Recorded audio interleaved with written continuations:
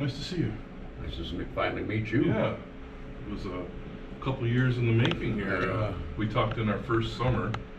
Now we're 2.5 years into it. And last summer, for some reason, we were so lost in our own world and didn't hear from you either. So we were like, in the winter, we were like, we didn't talk to Rick over the summer. Okay, well, I'll make a point of putting that in my notes. So. Well, I rarely carry my phone with me.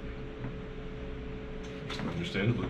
And once again, if I get online, boom, that's when I see everything. Well, we're back here in the Michigan Rock and Roll Legends Hall of Fame here in Bay City, Michigan, for a podcast. And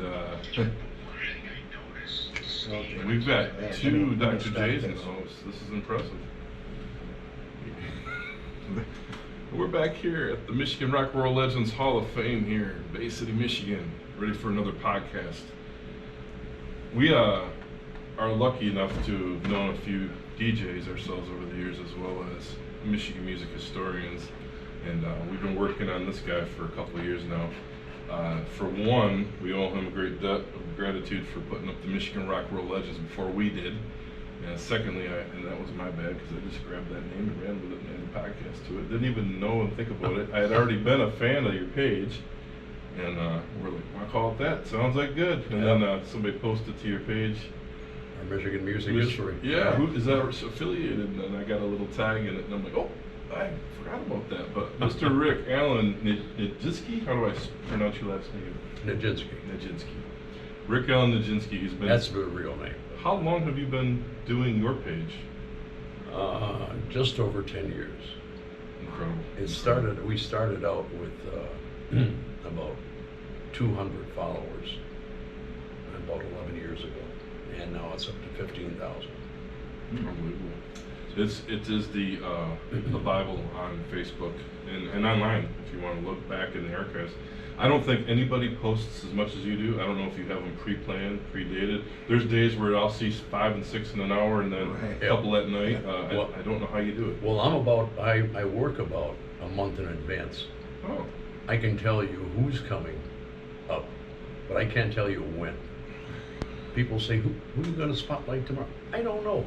I have to look on my sheets. There is nothing more fuller than the 45 emblems and the little birthdays and everything else that you put in there. It is so compact and knowledgeable on every aspect. I mean, going out of the state. I mean, if you'll take a popular artist, there's one guy in the band that sang one vocal on it. Well, it's kind of cool. Our whole thing is if you were born in Michigan, raised here, moved here, lived here, died here, recorded here, if it was written here, if it was,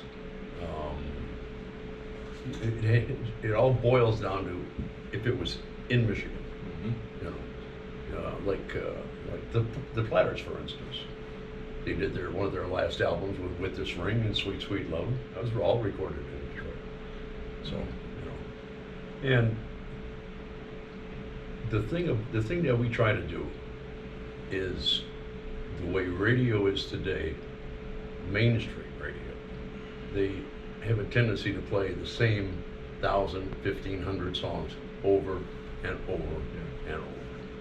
But what we do at Michigan Music History is get you to remember the other songs that they never played. You know, and you'd be surprised how many people, boy, I haven't heard that song in a long time. Oh, sure, yeah.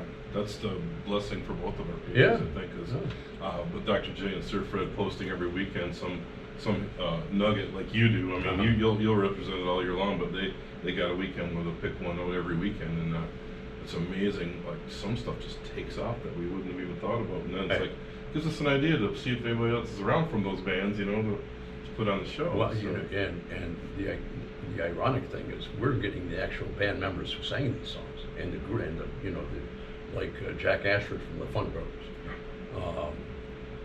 Pete Rivera from Rare Earth recently, and he was just in Frankenmuth last week for his birthday. And Scott Richardson Yeah. writes on your page quite often. Oh, too. Scott's a good friend. Scott is a good piece. Seen Scotty Morgan post on your page. Oh, yeah. Yeah. Scott Morgan as well, right? A couple of great Michigan bands there, SRC and Rationals. Yeah. Well, Rick, why don't we start from the start? You were born in Bay City, right? Yes. And In the South End. in the South End. And of course, your dad ran Harry's Amusement, Yeah. which was probably the top music store on the east side of the Yeah. river anyway. Right on- Lucky's right on I'm gonna 32nd guess. and Broadway. Yes, indeed. I know that was a long way from me when I grew up. Oh, you went to Lucky's. I went to Lucky's, Yeah. but my first Elvis Presley records were purchased from Harry's because my dad drove me over there. You know, I'm not sure I could have found it on my bike, you know, but yeah, it was a great shop, and you know, it lasted for a long time. Yeah, he started off in the business doing punch boards and slot machines. And then he went into the pool tables, jukeboxes, with the records. And, you know, he had all the locations, you know, the bar locations from Bay City up to Alpena. Right. Well, And Lucky, in the Lucky film. Piplinski did the same thing, right? Yeah. He was in the jukebox business before he Mhm. really started his record store. Well, is that where you really got started? Your interest in music was through Yeah, this because store? he kept bringing records home, and I was listening to Barry Como back when I was like 4 or 5 years old. And then when I was old enough, when I was not in school, or summer vacation or days off from school, I would go with my dad.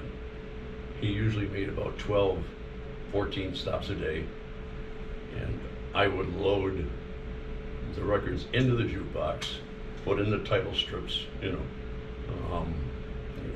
There's a machine that you kind of roll back, which tells you how many times that song was played over since he was last there. Okay. And, you know, not only that, I'd wash and shine up the jukeboxes.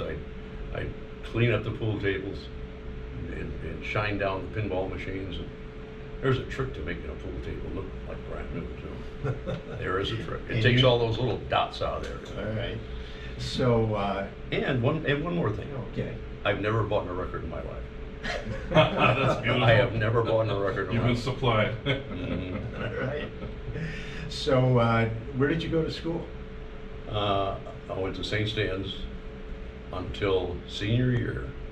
My senior year is when all the Catholic schools in Bay City merged, so I was the first graduating class of what is now Bay City All Saints. So, you know, being a guy that had the access to so much music, did you do some DJing at school dances and that type Oh, of thing? yes. Oh, yes. I always remember the last dances. The guys were always on the right-hand side, and the girls were always on the left-hand side. So I'm figuring, okay, now what can I play? Let's play "Cherish" by the Association. Boom, everybody comes together. You know, and we spent our summers every summer from Memorial Day to Labor Day at Houghton Lake, a cottage on the lake. So I was at the music box every weekend.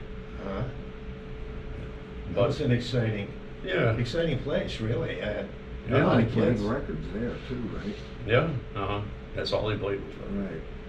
But I remember when I was like 15, 16, I said, you know, I want to be a DJ. So I remember I went over to Dave Hollis at the time when he was over at SAM. I says, I want to go on here. He says, you need a license. A license for what?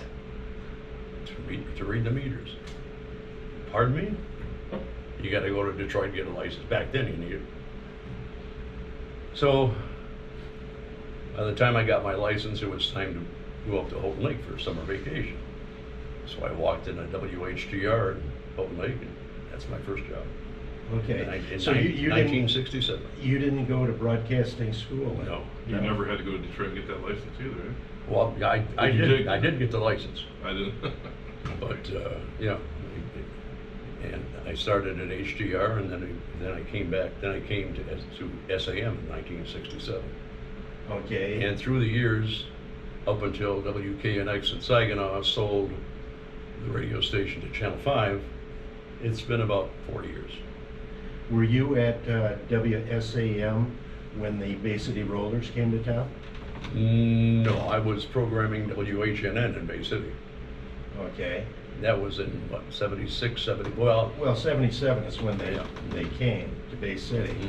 And we rented a limo, picked them up Tri-City Airport. You know, these young kids. Yeah. Well, did you volunteer? It was hilarious. Yeah. Did you volunteer for the job, or? Yeah. Okay. So And- what can you tell us about that day? They flew into Tri-City. And they met a crowd at Tri-City Airport. We had the limo all set. We drove them to Bay City Hall. And they were like, wow, they really like us here, don't they? Yeah, I said, I oh guess yes, oh yes. They had they about have." 5,000 people to Uh-huh. greet them there at City Hall. In fact, we've got that poster.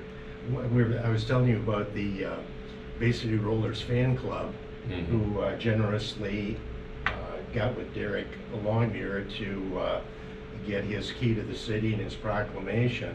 And he mailed it from, I guess he's still living in Scotland, to Louisville, which was the home of the president of the Bay City Rollers fan club, and she drove it up here Mhm. to give it to us personally. But one of her friends had a poster from 16 magazine of the Rollers in front of City Hall that she had kept since 1977, and gave that to us, and that's framed up on the wall as well. So, And Bay City Rollers got a big kick out of going to a McDonald's drive-thru. Oh, I said, fantastic. really? You don't have these in Scott? No. Okay, we'll do it. wow, all right. Which one? Euclid? Uh, Washington no, Avenue? it was on Center Avenue. I Oh, think. Essexville. Okay, there we go. Oh, Essexville All right. Center Avenue. So was that But after the big festivities at City Hall? Mhm. And then they went over to, what was it, the motel? That was it Terry Dickinson that did murals Mhm. of the Bay City